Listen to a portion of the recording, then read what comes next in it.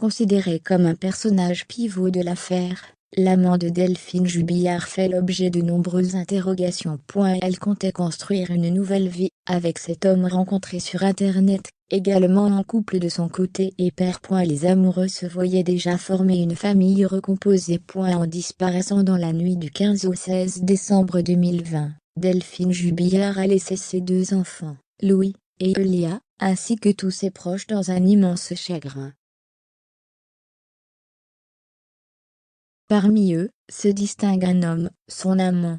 En effet, la jeune femme de 33 ans, qui était en instance de divorce avec Cédric Jubillard, avait noué une relation avec une personne rencontrée sur l'application Glédan. Le journaliste Ronan Folgoa, qui officie pour Le Parisien aujourd'hui en France, a enquêté durant un an sur cette affaire, et a réussi à rencontrer certains protagonistes, comme l'amant de la disparue, rapportant sa rencontre dans son livre Le Mystère Jubillard. Dans le documentaire diffusé sur RMC Story, et basé sur son ouvrage, l'idylle naissante entre la victime et son amant est détaillée. Tandis que son couple avec Cédric Jubillard se délite au fil des années, entre routine, manque d'implication, de projets et vie professionnelle en décalé, Delphine Jubillard décide d'assumer son envie d'une nouvelle vie.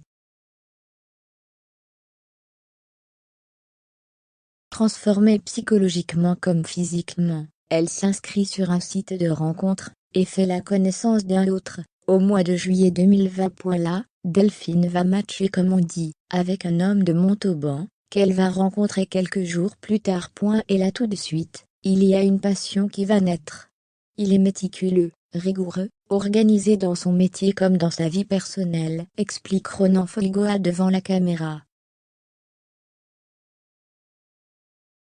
Chacun a une famille, et est prêt à en former une recomposée. De cet amoureux qui semble à l'opposé du portrait qu'on a pu faire de son mari, l'infirmière n'avait rien dit à son entourage, si ce n'est qu'elle a un confident venant de Montauban. Cédric lui, n'est pas au courant de cette idylle, même s'il a des soupçons. Dès le mois d'août.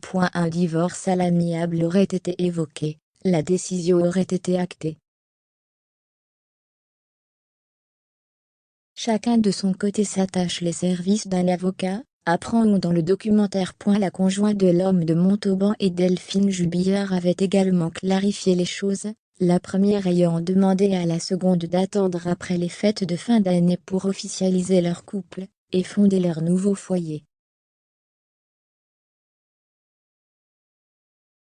Un temps suspecté d'être impliqué dans la disparition de l'infirmière d'Albi, le confident de Montauban avait été lavé de tout soupçon après une perquisition dans sa maison qui n'avait rien donné.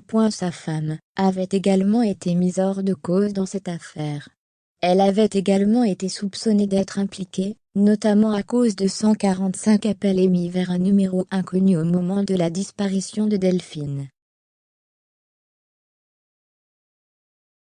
Finalement, les gendarmes avaient découvert qu'il ne s'agissait pas d'appels suspects, mais simplement de l'utilisation d'applications sur son téléphone. Un amant dévasté, et très discret. Pour l'amant de Delphine Jubillard, sa disparition a mis fin à tous leurs projets et leurs rêves.